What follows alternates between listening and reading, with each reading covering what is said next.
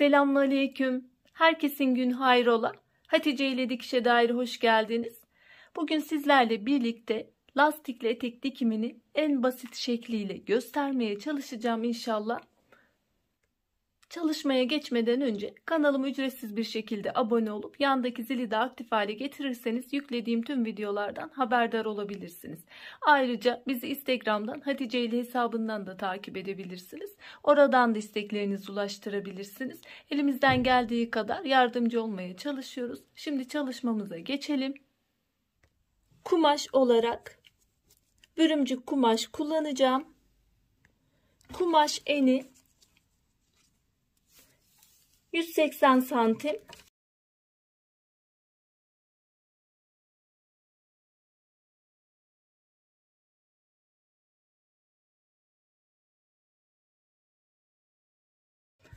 Tek boy kullanacağım. Tek boy nedir? Tek boyda etek boyumuz kadar olan kısma tek boy diyoruz.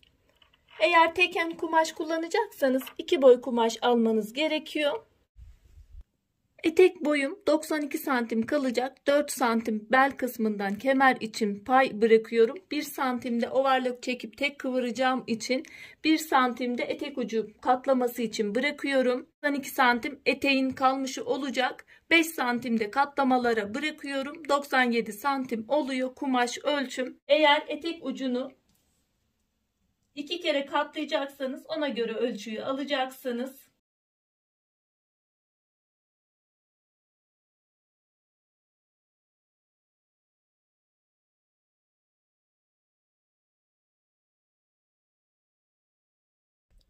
Kumaş ölçümü aldıktan sonra 180 santim genişliğinde 97 santim boyunda kumaşımın ölçüsü. Öncelikle yapmam gereken şu kenardaki ilk kenarı kısımlarının overlock'ta ben temizleyeceğim. Normalde de kesebilirsiniz de. Bunlar dikişte kasmaması için bunları çıkarmamız gerekiyor.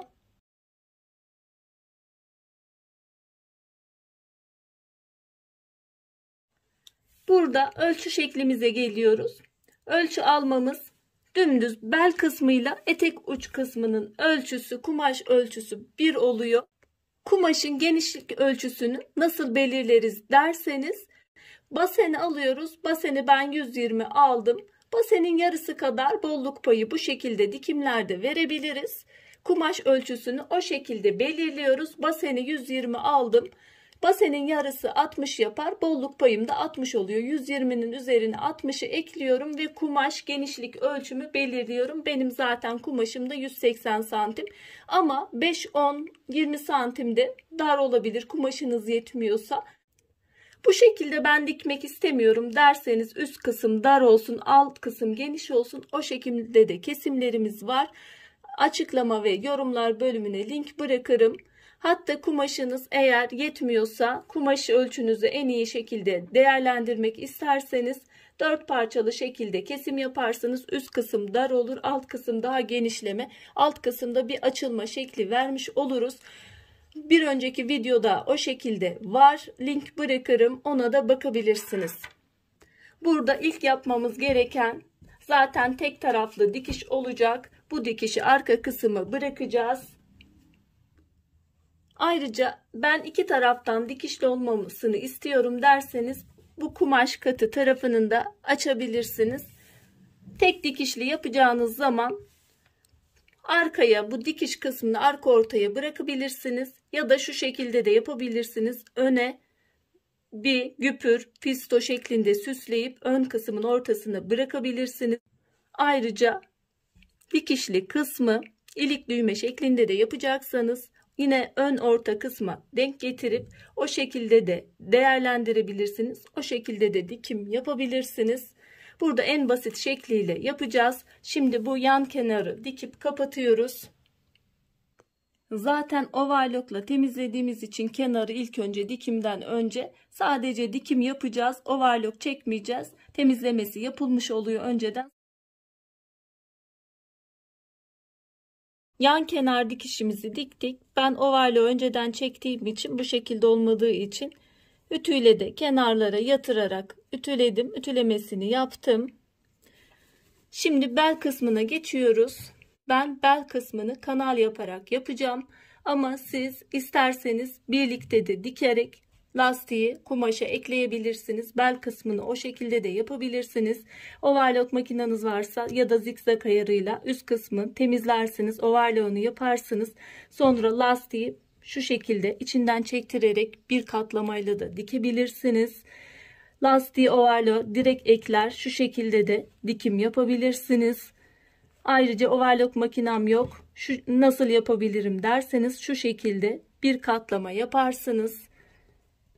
Daha temiz görüntü oluyor. Genellikle ben bu şekilde yapıyordum. Ve üzerine lastiğin üzerine katlayarak içinden lastiği çektirerek dikim yapabilirsiniz. Kanal yapmamın nedeni de avantajlı oluyor. Eğer basen ölçünüz fazla, bel ölçünüz az ise en güzel yöntem kanal yaparak yapmak. Çünkü lastiği ne kadar çektirirseniz çektirin, kumaş ölçünüze denk getirmeniz pek mümkün olmayacak. Şu şekilde göstereyim. Lastiği ne kadar çektirirseniz çektirin, dikimde size zorluk verecektir. Burada benim yetiyor ama dikimde zaten zorluk çektirir. Çünkü zar zor aynı şekilde geliyor. Bir de lastiğin ölçüsünü de nasıl alabiliriz diye genellikle ortalama standart olarak derseniz normalde belinizden 5 santim kısa lastik alıyorsunuz. Ama ben hediye dikeceğim. Yanımda vereceğim kişi yok. Nasıl ortalama olarak alabilirim derseniz şöyle lastiğinizi, bu da 2 kat. Lastiği de 2 kat şeklinde alıyorum. Şu şekilde çektiriyorum. Kumaştan artması gerekiyor. Bu şekilde ölçünüzü alabilirsiniz. Ben şöyle bir katlama yapacağım. Bir daha katlıyorum. Bu katlamanın genişliği lastiğin genişliğine bağlı. Lastik içinden rahat bir şekilde geçeceği şekilde yapıyorum. Lastik ölçüm 3 santim. Katlama payım da 3,5 santime yakın bir katlama alıyorum. Eğer lastiği daha geniş kullanacaksanız bunu kumaş ölçünüzü hesaplarken onu da hesaplamanız gerekiyor. Lastiğe göre fazla kumaş bel kısmında almanız gerekiyor. Ben 3 santimlik için 4 santim 1 santimli içeri katladığım için kumaş eklemesi yapmıştım. Şimdi bel kısmının dikimine geçelim. 1 santim katlama yaptım. Bir daha bir katlama yapıyorum. Bu katlama lastiğin içinden geçeceği kadardı. Benim lastik ölçüm 3'tü. Katlama payını da 3,5 santim olarak ayarlıyorum.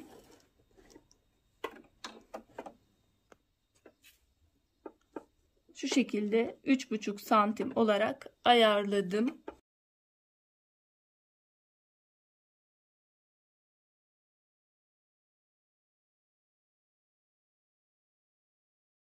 Örümcük kumaş olduğu için hafif dikişimi çektirerek dikeceğim.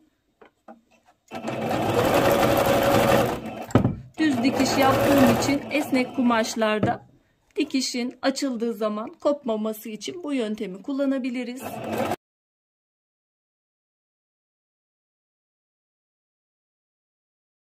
Lastik geçirmek için bir kısım bıraktım. Bıraktığımız boşluktan lastiğimizi geçiriyoruz.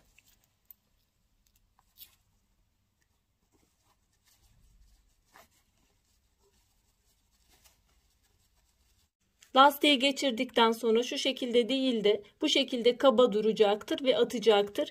Şu şekilde üst üste yerleştiriyorum. Şuradan bir dikiş, şuradan bir dikiş. İki taraftan da dikişimizi yaptık. İçeri doğru yerleştiriyoruz ve lastiğimizin dengeli dağılmasını sağlıyoruz. Açık bıraktığımız kısmı da dikiyoruz. Lastik kısmını diktik, geçirdik. Lastiği geçirdikten sonra şöyle orta kısmından bir dikiş daha yapacağız. Bunu yapmamızın nedeni de lastik yıkandığı zaman, giyildiği zaman dönmemesi için, rahat bir giyim için bunu yapıyoruz. Şimdi ortasından bir dikiş geçiyoruz. Aynı şekilde lastiği çektirerek dikiyoruz. Bel kısmının dikişini bitirmiş olduk bu şekilde. Etek ucuna geçiyoruz. Etek ucunu da overlock çekip tek bir katlama yapacağım. Etek ucu kısmının overlock'unu temizlemesini yapıyorum.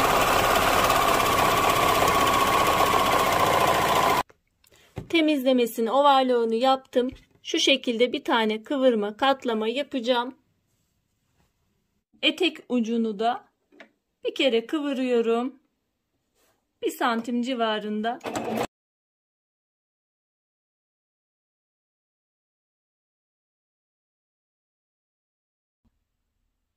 Çalışmamızı tamamladım. Çalışmamızın son şekli bu şekilde. Umarım faydalı bir çalışma olmuştur. Yapmak isteyen, denemek isteyen arkadaşlara kolaylıklar diliyorum. Allah'a emanet olun. Hoşça kalın. Sağlıcakla kalın.